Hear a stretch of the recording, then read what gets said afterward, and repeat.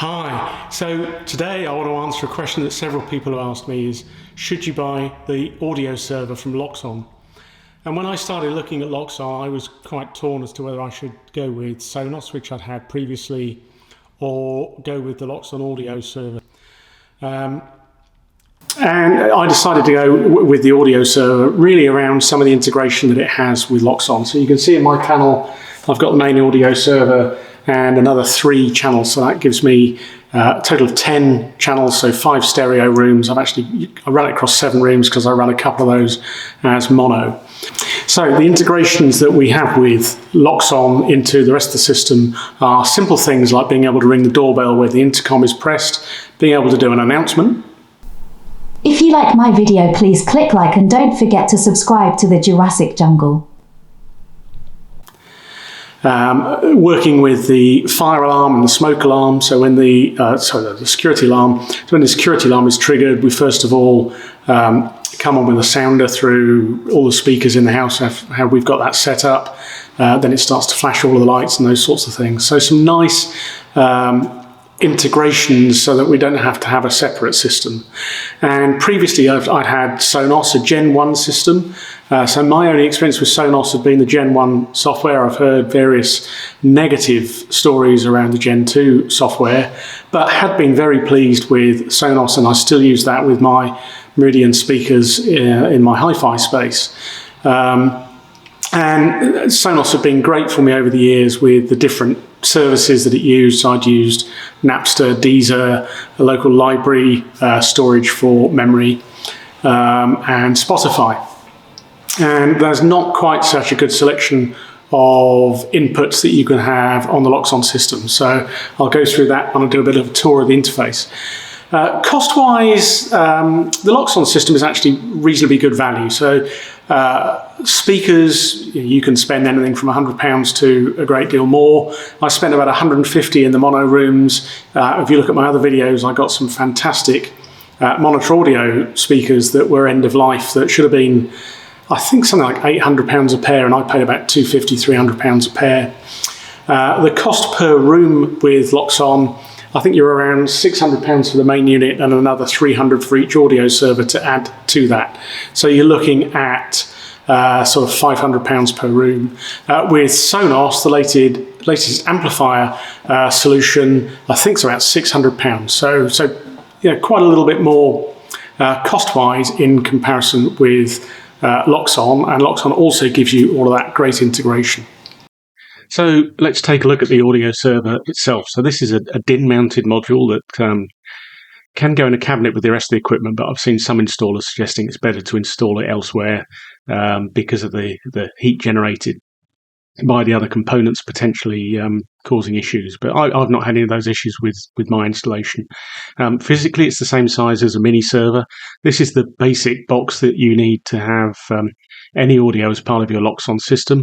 It uses a 24-volt power supply, and this and the potential extensions to it use what they call Tree Turbo. So this uses the same cable, but you don't connect it to the tree.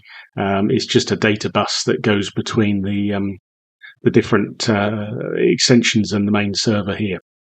So connectivity on this unit, it's got 4 channels, so speaker output, so 2 rooms in stereo or 4 mono speakers, a LAN connection, a USB socket, so there you can add a USB storage device for your local library. Only challenge with that, if you do that, is if it's mounted in a cabinet, it might be difficult to get to that to install or change it. So you could put an extension cable on it or just use a network share. SD card slot for the firmware for the device. Line in to bring an external source like a CD player or other music source. Line out to go from this to an external amplifier, and a digital out. And this can be expanded from this configuration to, I think, 10 stereo extensions, giving you a total of 24 channels or 12 stereo rooms. I think if you've got a really big installation, you can actually have multiple music servers, but that's not something that I've looked at. So you can see here a sample installation with the music server, 24-volt power supply to the music server, the audio server itself, and a couple of extensions, the Tree Turbo cable connecting those together, and some examples here of some rooms with stereo speakers, some rooms with mono speakers. So here these 8 channels are doing 6 rooms. So I've got my configuration set up a little bit like that. I've got stereo in most of the rooms, but a couple of the rooms are that small it wasn't really practical to put 2 speakers in the ceiling, so I've actually put a stereo speaker in, but I'm running it as mono with both voice coils connected together, which brings it down to about 4 ohms, which is still acceptable. These audio extensions that you can see here obviously can be put remotely if you extend that tree cable, and they have a digital out, so that could potentially connect to a separate amplifier through a digital connection. But this system really is just for music, unlike other systems like Control 4 or other systems. Loxone isn't really an AV-centric system, so you're not going to be doing surround sound channels for a home cinema setup with Loxone. That's not what it's aimed for. It's not what I was looking to use it for, so that's fine with me. So let's have a look at what the interface is like. So I've got the audio set up across 7 different rooms in the house here. 3 or 4 of those are stereo, I think, and a few of them are set up as mono. Across that's the music server and the 3 extensions that I've got. So if we go and have a look inside a single room, we can join these together. We can do various different things. So I'm looking in the study. I can search for music in the local library. So looking on, and the library for me, here is a USB stick inside the machine. So I can look at albums by artists, by folders within that. So very easy to look around. I can do the same within Spotify as well. So when we go to search, we can look in Spotify, we can look at internet radio, we can do that sort of thing. And, if we just, one of the things here is the number of, in the settings, if we look at what we can set things like the default volume in each room for different things like the alarm clock, the doorbell, different things that we might want to look at. We can set the sources. I think I've said Spotify is the only source that we have. We originally just had 2 sources set up here, but because some changes recently, I've had to log into a family license because with Spotify, you have to configure with Loxone multiple accounts to have different things playing in different rooms. And from my memory with Sonos, that wasn't the case. I had the one account, and I think I was able to stream in different rooms. So setting this up is a little bit more clunky than it was with Sonos. Other services, SoundSuite is a commercial-focused application which looks at DRM management and those sorts of things. We can set up a library, so that can be a network folder. In my instance, I've stuck a USB stick in the music in the audio server itself. That's a little bit inconvenient if it's buried away in a cabinet, so you might want to have a cable that comes off that, or put all your music on a NAS drive or something else like that. We can have a local input, so we can have a line in going into the audio server, so that could potentially be a CD player or a record deck or something else that you might want to add. So a little bit of configuration possible there. If we look in the room, if I look at Spotify and look at something that I might want to play, if I just search for an artist.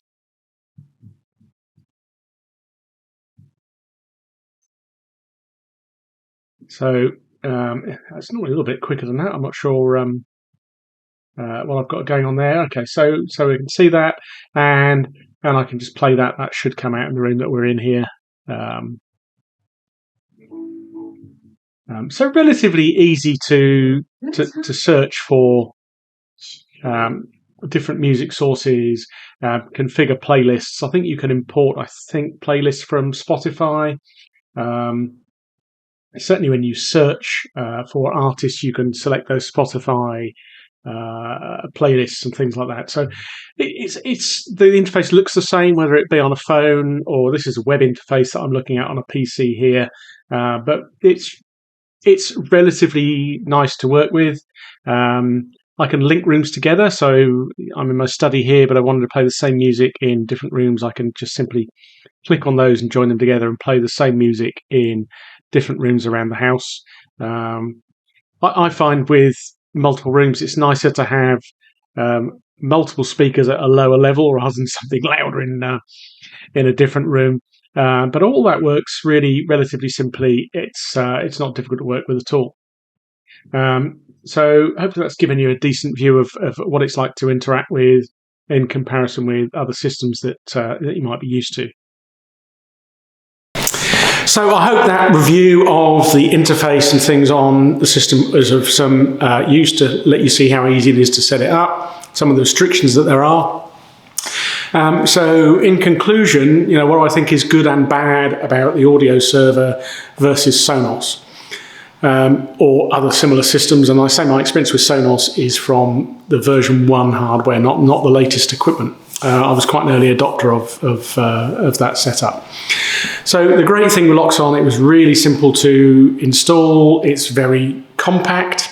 The Sonos system, I'd had to have 7 amplifiers stacked up somewhere. That would take quite a bit of space. It's also more expensive.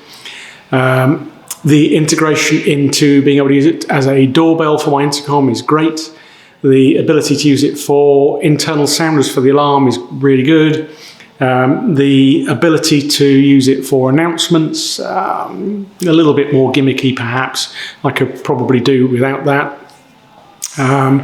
So overall, that's a really great platform. I think the biggest challenge for me is the limitations of only having Spotify or your local share or USB stick with media saved to it, and not a problem for me, but the lack of AV support. So if you've got much more of an AV installation, it certainly doesn't really do that. You can link it to an AV system. You can have a digital output from one of the audio extenders to go into that system for music, but it's not a home cinema system. It's not pretending to be one. And I think it's pretty good value overall. The Sonos system, from my experience with it, much stronger support for those different services. I'd used Napster, Spotify, Deezer, all sorts of different things on there, and the ability with that to control it with a voice assistant. So I'd used the Amazon system and was able to call out a name for, play this track by this artist in this room. And that worked reasonably well. But again, do I really want to do that? The reason I bought Loxone was I didn't want to have to interact with an app all the time. So we tend in the house to have the radio on, and that's pre-programmed that we can use the touch switch on the wall to do that. And then we'll typically use the iPad that we've got in the kitchen to select different music. Our daughter actually tends to use Spotify or other services on her phone and use Apple Play to play directly from the phone to the speakers. So that is certainly a way of getting around those limitations of the services that you have by using an Apple device and playing it to the speakers. I'm not sure if you can do that with Android. I think that I saw somewhere that's not currently possible, but happy to be corrected on that one. Some of the downsides of it as well, I think with Sonos, a lot of the systems, I had hardwired amplified systems, but I also had wireless. So it was quite nice to have a speaker that you could take into the garage or take out into the garden. And that's not an option with Loxone. There's no way of doing that wirelessly, say not the voice assistants. But overall, I'm happy that I made the decision to go with the audio server. If you go into it with your eyes open, understanding those limitations, I think that's fine. If you've got a big AV setup, I'd think about it as whether it's the right thing. If you're not looking to use the Loxone intercom, you may as well have a separate system. And that was one of the things I spoke to a lot of people when I looked at Loxone in the beginning, and some people were saying, "Oh, go with Sonos, go with Lutron." go with best of breed for those different functions, and then look at integrating them together where you need to. And I thought, I'd rather have a system that does it all, and Loxone does that, but the problem is you end up with gaps in capability versus best in breed, right? So it's a trade-off as to what you need to do. So if you're trying to decide whether you should go with the audio server as part of your Loxone installation, I hope you found this useful. I'm happy that I have done.